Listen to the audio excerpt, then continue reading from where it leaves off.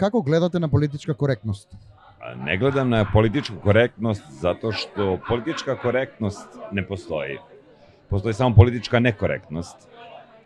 I to ne samo generalno kao u određenim državama, to je sveobuhvatno sa svih strana i jednostavno došlo je do toga da ljudi nemaju pravo glasa, da ne postoji srednja klasa, da ne možeš da se pobuniš protiv nečega što ti smeta, jer ako se pobuniš protiv nečega što ti smeta, ti se automatski deklarisan kao neprijatelj sistema iz nekog razloga.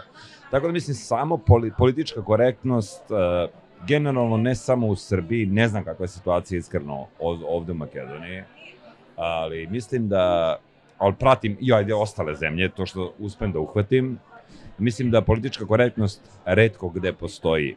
I mislim da ljudi samo grabe i otimaju i ne dozvoljavaju bilo kome da iskaže svoje mišljenje koje je drugačije od mišljenja pozicije, koje god da je pozicija, u kojoj god zemlji, gleda se da se grabi, da se otima, da se uzima što više i srednja klasa je izumrla odavno i politička korektnost kao neki poslednja reč o tome mislim da ne postoji nigde. Okay. Која е разликата помеѓу хумор и смејување, ако има таква? Dobro, to naravno da postoji. Sam humor po sebi, to je koncept. To je koncept, to je priprema, to je rad. Humor je nešto što može da zasmeje ljude, a ismejavanje je nešto što može nekoga da povredi.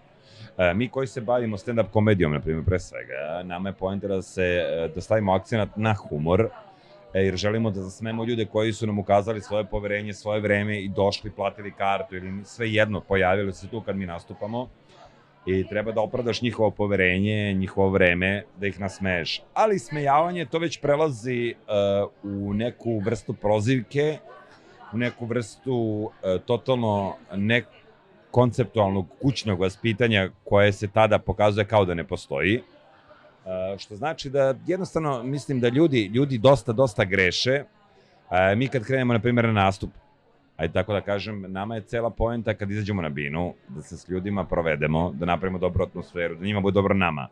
Sam humor po sebi pravimo nekad direktno tu smo, radimo, ali ne dozvoljavamo sebi da dođemo u situaciju ismejavanja, jer to automatski znači da mi ne poštujemo ljude koji su došli. Celo ismejavanje moje mišljenje da je celo ismejavanje, nepoštovanje bilo koje osobe, humor je trud i rad na tome da nasmeješ tu istu osobu. To je otprilike to. Забележав ја вклучувате публиката во својот настап.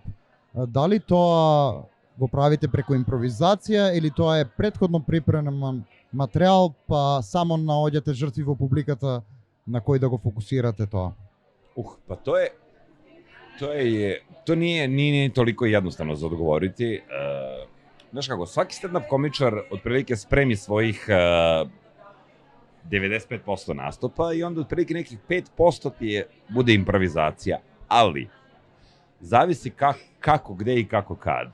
Nekad izađeš na binu i automatski kreneš u priču sa ljudima koji su u publici i onda je 95% improvizacija, 5% materijala, ako možeš nešto da iskoristiš, ako ti zafali punchline.